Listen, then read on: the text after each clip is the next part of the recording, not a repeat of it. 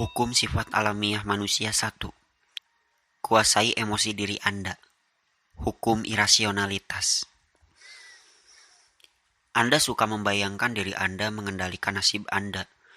Secara sadar merencanakan jalan hidup Anda sebaik mungkin. Tetapi sebagian besar Anda tidak menyadari seberapa dalam emosi Anda mendominasi Anda. Mereka membuat Anda membelok ke arah ide-ide yang menenangkan dan menyenangkan ego Anda. Mereka membuat Anda mencari bukti yang menegaskan apa yang sudah ingin Anda percayai. Mereka membuat Anda melihat apa yang ingin Anda lihat, tergantung pada suasana hati Anda. Dan keterputusan dari kenyataan ini adalah sumber dari keputusan buruk dan pola negatif yang menghantui hidup Anda. Rasionalitas adalah kemampuan untuk melawan efek emosional ini, untuk berpikir alih-alih bereaksi, untuk membuka pikiran Anda terhadap apa yang sebenarnya terjadi, berlawanan dengan apa yang Anda rasakan. Dan rasionalitas itu tidak datang secara alami. Itu adalah kekuatan yang harus kita kembangkan, tetapi dengan melakukan itu, kita menyadari potensi terbesar kita. Athena bagian dalam. Suatu hari menjelang akhir tahun 432 sebelum Masehi, warga Athena menerima berita yang sangat mengganggu. Perwakilan dari negara kota Sparta telah tiba di kota dan menyampaikan persyaratan perdamaian baru kepada Dewan Pemerintahan Athena. Jika Athena tidak menyetujui persyaratan ini, maka Sparta akan menyatakan perang. Sparta adalah musuh bebuyutan Athena dan dalam banyak hal kebalikannya. Athena memimpin Liga Negara-Negara Demokratis di wilayah tersebut, sementara Sparta memimpin konfederasi oligarki yang dikenal sebagai Peloponnesia. Athena bergantung pada angkatan lautnya dan kekayaannya. Itu adalah kekuatan komersial terkemuka di Mediterania. Sparta bergantung pada pasukannya. Itu adalah negara militer total. Sampai saat itu, kedua kekuatan itu sebagian besar menghindari perang langsung karena konsekuensinya dapat menghancurkan. Tidak hanya pihak yang kalah dapat kehilangan pengaruhnya di kawasan itu, tetapi seluruh cara hidupnya dapat terancam. Tentu saja bagi Athena, demokrasinya dan kekayaannya. Sekarang, bagaimanapun perang tampaknya tak terelakkan dan rasa malapetaka yang akan datang dengan cepat menyebar di kota. Beberapa hari kemudian, majelis Athena bertemu di Bukit Sphinx yang menghadap ke Akropolis untuk memperdebatkan ultimatum Sparta dan memutuskan apa yang harus dilakukan. Majelis terbuka untuk semua warga negara laki-laki dan pada hari itu hampir 10.000 dari mereka berkerumun di bukit untuk berpartisipasi dalam debat. Kelompok elang di antara mereka sedang melakukan agitasi yang hebat. Athena harus mengambil inisiatif dan menyerang Sparta terlebih dahulu, kata kelompok elang. Yang lain mengingatkan mereka bahwa dalam pertempuran darat, pasukan Sparta hampir tak terkalahkan. Menyerang Sparta dengan cara ini akan bermain langsung ke tangan mereka. Kelompok merpati semuanya setuju untuk menerima persyaratan perdamaian, tetapi seperti yang ditunjukkan banyak orang, itu hanya akan menunjukkan ketakutan dan membuat Spartan berani. Itu hanya akan memberi mereka lebih banyak waktu untuk memperbesar pasukan mereka. Perdebatan berlangsung bolak-balik dengan emosi yang memanas. Orang-orang berteriak dan tidak ada solusi memuaskan yang terlihat. Kemudian menjelang sore hari, kerumunan tiba-tiba menjadi sunyi ketika sosok yang dikenalnya maju ke depan untuk berpidato di depan majelis. Ini adalah Perikles, negarawan tua politik Athena. Sekarang berusia lebih dari 60 tahun. Perikles dicintai dan pendapatnya akan lebih penting daripada pendapat siapapun. Tetapi meskipun orang-orang Athena menghormatinya, mereka menganggapnya sebagai pemimpin yang sangat aneh. Lebih cocok disebut filsuf daripada seorang politisi. Bagi mereka yang cukup tua, mengingat awal karirnya sungguh mengejutkan. Betapa kuat dan suksesnya dia. Dia tidak melakukan apapun dengan cara biasa. Pada tahun awal-awal demokrasi mereka, sebelum Perikles muncul, orang Athena lebih menyukai tipe kepribadian tertentu dalam kepemimpinan mereka. Pria yang dapat memberikan pidato yang menginspirasi dan persuasif, serta memiliki bakat dalam drama. Di medan perang, orang-orang ini adalah pengambil resiko. Mereka sering mendorong kampanye militer yang dapat mereka pimpin, memberi mereka kesempatan untuk mendapatkan kemuliaan dan perhatian. Mereka memajukan karir mereka dengan mewakili beberapa faksi di majelis. Pemilik tanah, tentara, dan bangsawan. Dan melakukan segala hal yang mereka bisa untuk memajukan kepentingannya. Hal ini menyebabkan politik yang sangat memecah belah. Pemimpin akan naik dan turun dalam siklus beberapa tahun.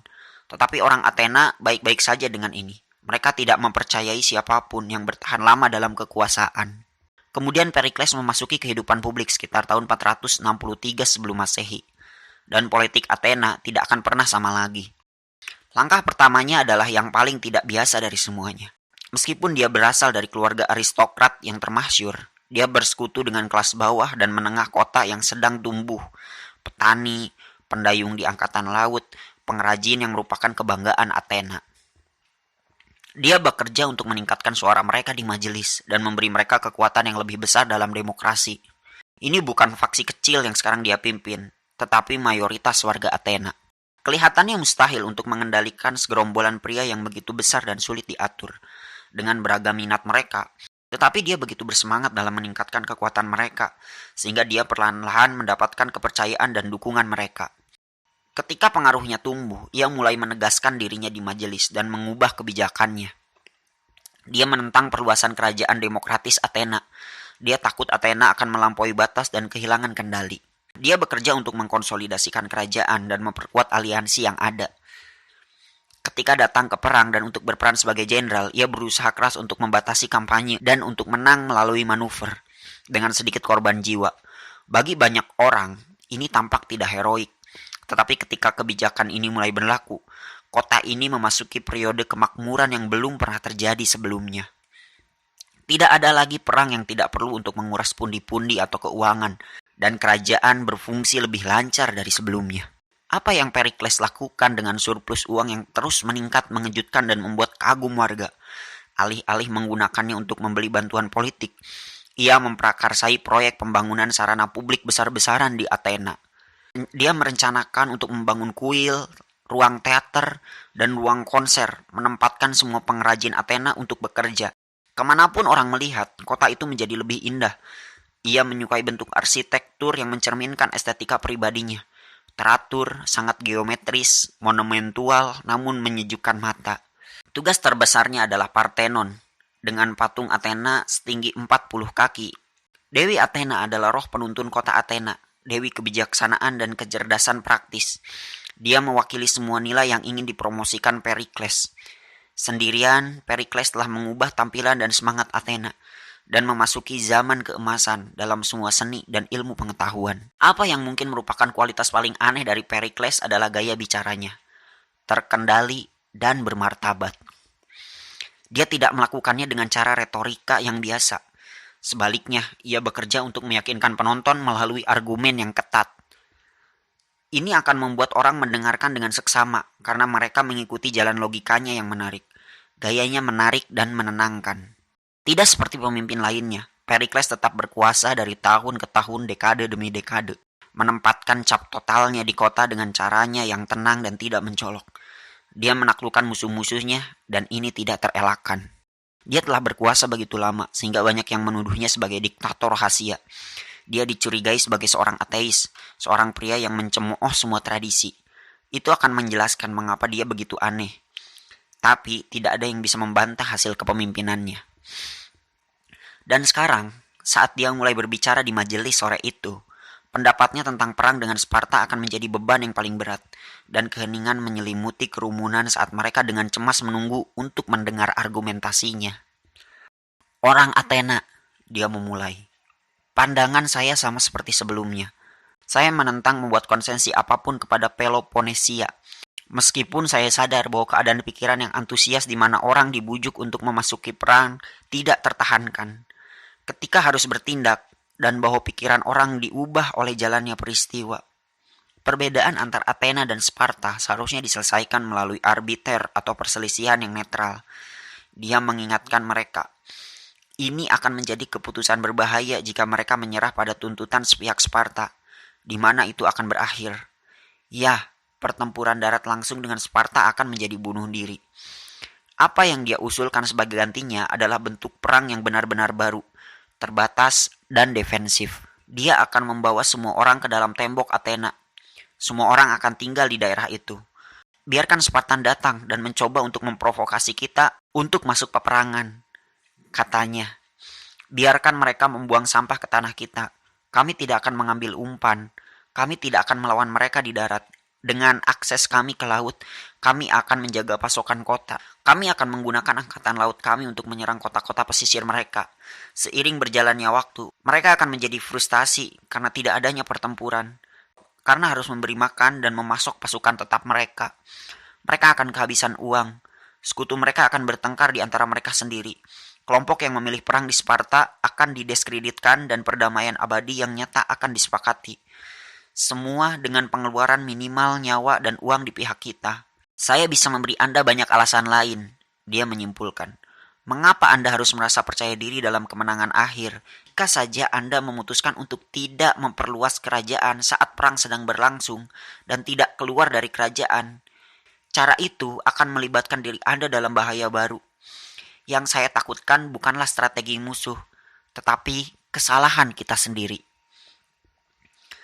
Kebaruan dari apa yang dia usulkan menimbulkan perdebatan besar. Baik kelompok Elang maupun Merpati tidak puas dengan rencananya. Tetapi pada akhirnya reputasi kebijaksanaannya bertahan dan strateginya disetujui. Beberapa bulan kemudian, perang yang menentukan dimulai. Pada awalnya, semua tidak berjalan seperti yang Perikles bayangkan. Spartan dan sekutu mereka tidak menjadi frustasi saat perang berlanjut, tetapi hanya lebih berani.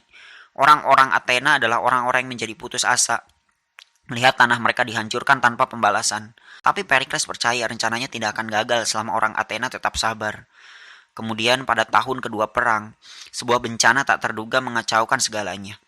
Wabah yang kuat memasuki kota, dengan begitu banyak orang memadati tembok itu, menyebar dengan cepat, membunuh lebih dari sepertiga warga dan menghancurkan jajaran tentara. Perikles sendiri terkena penyakit itu, dan saat dia terbaring sekarat, dia menyaksikan mimpi buruk yang paling akhir. Semua yang telah dia lakukan untuk Athena selama beberapa dekade tampaknya terurai sekaligus.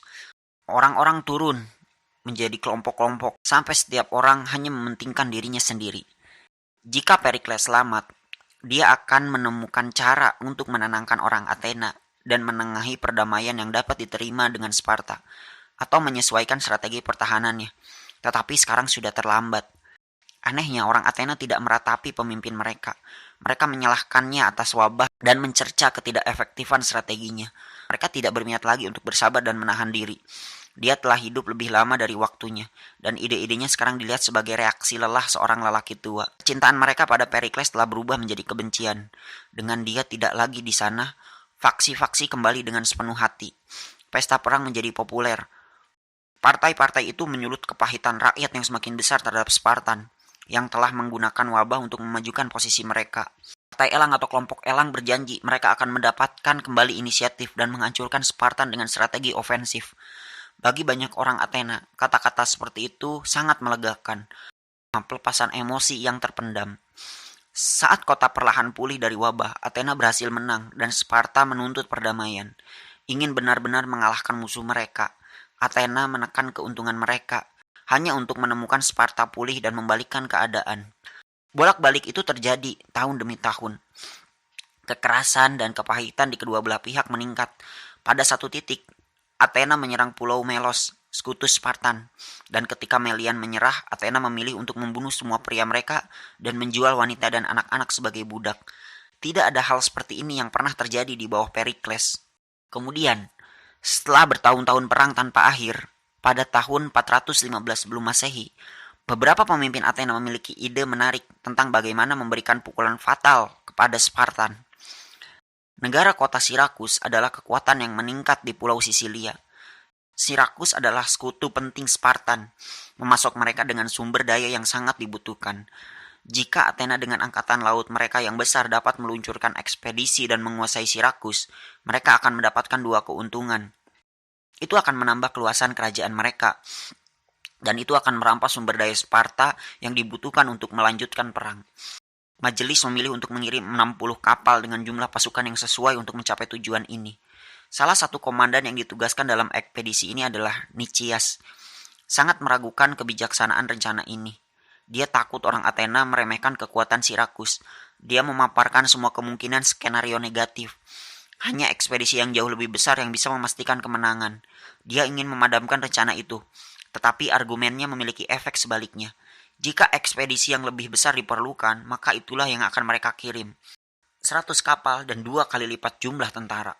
Athena mencium kemenangan dalam strategi ini dan tidak akan menghalangi mereka. Pada hari-hari berikutnya, orang Athena dari segala usia dapat terlihat di jalan-jalan menggambar peta Sisilia, memimpikan kekayaan yang akan mengalir ke Athena dan penghinaan terakhir kepada Spartan. Hari peluncuran kapal berubah menjadi hari libur besar dan tontonan paling menakjubkan yang pernah mereka lihat. Armada besar memenuhi pelabuhan sejauh mata memandang. Kapal-kapal dihias dengan indah. Para prajurit berkilauan dengan baju besi, memadati geladak. Itu adalah tampilan yang mempesona dari kekayaan dan kekuatan Athena. Bulan demi bulan berlalu. Orang-orang Athena dengan putus asa mencari berita tentang ekspedisi tersebut. Pada satu titik, melalui ukuran kekuatan yang tipis, tampaknya Athena telah memperoleh keuntungan dan telah mengepung Sirakus. Tetapi pada saat-saat terakhir, bala bantuan datang dari Sparta, dan sekarang orang-orang Athena dalam posisi bertahan. Nicias mengirim surat kepada majelis yang menjelaskan pergantian peristiwa yang negatif ini. Dia merekomendasikan untuk menyerah dan kembali ke Athena atau mengirim bala bantuan segera. Tidak mau percaya pada kemungkinan kekalahan, orang-orang Athena memilih untuk mengirim bala bantuan. Armada kapal kedua hampir sebesar yang pertama. Pada bulan-bulan setelah ini, kecemasan orang Athena mencapai tingkat yang baru. Untuk saat ini, taruhannya telah berlipat ganda dan Athena tidak boleh kalah.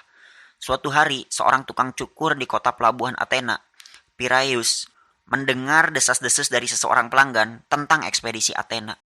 Setiap kapal dan hampir setiap orang telah musnah dalam pertempuran. Desas-desus dengan cepat menyebar ke Athena. Sulit dipercaya, tetapi perlahan-lahan kepanikan muncul. Seminggu kemudian rumor itu dikonfirmasi dan Athena tampak hancur, kehabisan uang, kapal, dan sumber daya manusia. Ajaibnya, Athena berhasil bertahan, tetapi selama beberapa tahun berikutnya sangat tidak seimbang dengan kerugian di Sisilia. Mereka terhuyung-huyung dari satu pukulan ke pukulan yang lain, sampai akhirnya pada tahun 405 sebelum Masehi, Athena menderita kekalahan terakhirnya dan dipaksa untuk menyetujui persyaratan perdamaian yang keras yang diberlakukan oleh Sparta. Tahun-tahun kejayaan mereka, kerajaan demokrasi besar mereka, zaman keemasan Perikles sekarang dan selamanya telah berakhir. Pria yang telah menahan emosi yang paling berbahaya mereka, seperti agresi, keserakahan, keangkuhan, keegoisan, telah terlalu lama menghilang dari panggung. Kebijaksanaannya telah lama terlupakan. Interpretasi. Saat Perikles memahami panggung politik Athena di awal karirnya, ia melihat fenomena berikut. Setiap politikus Athena percaya mereka rasional, memiliki tujuan yang realistis, dan memiliki rencana bagaimana untuk mencapainya. Mereka semua bekerja keras untuk faksi politik mereka dan mencoba untuk meningkatkan kekuatan mereka. Mereka memimpin tentara Athena ke dalam pertempuran dan sering mereka maju duluan dan tampil di depan. Mereka berusaha untuk memperluas kekaisaran atau kerajaan dan mendatangkan lebih banyak uang. Dan ketika manuver politik mereka tiba-tiba menjadi bumerang atau perangnya ternyata buruk, mereka punya alasan bagus mengapa ini terjadi. Mereka selalu bisa menyalahkan oposisi atau jika perlu dewa sekalipun. Namun jika semua orang ini begitu rasional, mengapa kebijakan mereka menambahkan begitu banyak kekacauan dan penghancuran diri?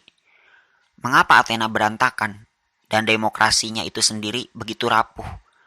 Mengapa ada begitu banyak korupsi dan pertarungan di dalam Athena? Jawabannya sederhana. Rekannya orang Athena sama sekali tidak rasional, hanya egois dan cerdik mencari celah. Apa yang memandu keputusan mereka adalah emosi dasar mereka, lapar akan kekuasaan, perhatian, dan uang. Dan untuk tujuan itu mereka bisa sangat taktis dan pintar. Tetapi tak satu pun dari manuver mereka mengarah pada sesuatu yang memiliki keberlangsungan atau melayani kepentingan demokrasi secara keseluruhan. Apa yang terus Perikles renungkan sebagai pemikir dan tokoh masyarakat adalah bagaimana keluar dari jebakan ini. Bagaimana menjadi benar-benar rasional di arena yang didominasi oleh emosi. Solusi yang dia buat adalah unik dalam sejarah dan sangat kuat dalam hasilnya. Ini juga seharusnya berfungsi sebagai sosok ideal kita. Dalam konsepsi Perikles, pikiran manusia harus memuja sesuatu, harus memiliki perhatian yang diarahkan pada sesuatu yang ia hargai di atas segalanya. Untuk kebanyakan orang, itu adalah ego mereka. Untuk beberapa, itu adalah keluarga mereka, klan mereka atau suku mereka, maupun bangsa mereka. Untuk Perikles itu akan menjadi nous, sebuah kata Yunani untuk pikiran atau kecerdasan. Nous adalah kekuatan yang menembus alam semesta, menciptakan makna dan keteraturan. Pikiran manusia secara alami tertarik pada keteraturan ini. Ini adalah sumber kecerdasan kita. Untuk Perikles, nous yang dia sembah diwujudkan dalam sosok Dewi Athena. Athena secara harfiah lahir dari kepala Zeus. Namanya sendiri mencerminkan hal ini. Kombinasi dari Tuhan atau Theos dan pikiran atau nous. Tetapi Athena datang untuk mewakili bentuk nous yang sangat khusus. Sungguh praktis, feminim, dan bersahaja. Dia adalah suara yang datang untuk para pahlawan di saat yang dibutuhkan. Menanamkan dalam diri mereka semangat yang tenang. Mengarahkan pikiran mereka menuju ide yang sempurna untuk kemenangan dan kesuksesan. Kemudian memberi mereka energi untuk mencapainya. Dikunjungi oleh Dewi Athena adalah berkah tertinggi untuk mereka semua. Dan semangatnya yang membimbing para jenderal hebat dan yang terbaik, seniman, para penemu, dan para pedagang. Di bawah pengaruhnya, seorang pria atau wanita bisa melihat dunia dengan sangat jelas dan akan bereaksi dengan tepat untuk suatu momen. Untuk Athena, rohnya dipanggil untuk menyatukan kota, membuatnya makmur dan produktif. Intinya Athena berdiri untuk rasionalitas, hadiah terbesar para dewa untuk manusia. Karena itu saja bisa membuat tindakan manusia sesuai dengan kebijaksanaan ilahi. Untuk mengolah batin keathenaannya, Perikles pertama-tama harus menemukan cara untuk menguasai emosinya. Emosi mengubah kita secara dalam, menjauh dari nous atau kerasionalitasan, menjauh dari kenyataan. Kita memikirkan kemarahan atau rasa tidak aman kita. Jika kita melihat keluar ke dunia dan mencoba memecahkan masalah, kita melihat sesuatu melalui lensa emosi ini. Emosi pasti akan mengaburkan visi kita. Perikles melatih dirinya untuk tidak pernah bereaksi pada saat ini, untuk tidak pernah membuat keputusan saat berada di bawah pengaruh emosi yang kuat. Sebaliknya, dia menganalisis perasaannya. Biasanya, ketika dia melihat dari dekat ketidakamanan atau kemarahannya, dia melihat bahwa emosi ini sebenarnya tidak dapat dibenarkan. Dan emosi akan kehilangan signifikansinya di bawah kesadaran kita tentang emosi tersebut. Terkadang, Perikles harus secara fisik menjauh dari majelis yang panas, penuh hal yang dapat membuatnya emosi, dan istirahat ke rumahnya, di mana ia tinggal sendirian untuk hari demi hari, menenangkan dirinya. Perlahan suara Athena akan datang padanya. Perikles memutuskan untuk mendasarkan semua keputusan politiknya pada satu hal, yaitu benar-benar melayani kebaikan Athena yang lebih besar. Tujuannya adalah untuk menyatukan warga negara melalui cinta sejati kepada demokrasi dan kepercayaan pada keunggulan cara Athena. Memiliki standar seperti itu membantunya menghindari jebakan ego. Itu mendorongnya untuk bekerja, untuk meningkatkan partisipasi dan kekuatan kelas bawah dan menengah. Meskipun strategi seperti itu bisa dengan mudah berbalik melawannya. Itu menginspirasinya untuk membatasi perang, meskipun ini berarti lebih sedikit kemuliaan pribadi baginya. Dan akhirnya itu mengarah pada keputusan terbesarnya, proyek pekerjaan umum yang mengubah kota Athena. Untuk membantu dirinya dalam proses musyawarah ini, dia membuka pikirannya untuk ide dan pilihan sebanyak mungkin, bahkan kepada lawan-lawannya. Dia membayangkan semua kemungkinan konsekuensi dari sebuah strategi, sebelum ia berkomitmen untuk strategi itu. Dengan semangat yang tenang dan pikiran yang terbuka, dia akhirnya dapat membuat kebijakan yang memicu salah satu zaman keemasan sejati dalam sejarah. Satu orang mampu menginfeksi seluruh kota dengan semangat rasionalnya. Apa yang terjadi ke Athena setelah dia pergi atau meninggal dunia? Ekspedisi Sisilia mewakili semua yang dia lawan. Sebuah keputusan yang diam-diam dimotivasi oleh keinginan untuk merebut lebih banyak tanah yang telah membutakan manusia akan potensi-potensi negatifnya.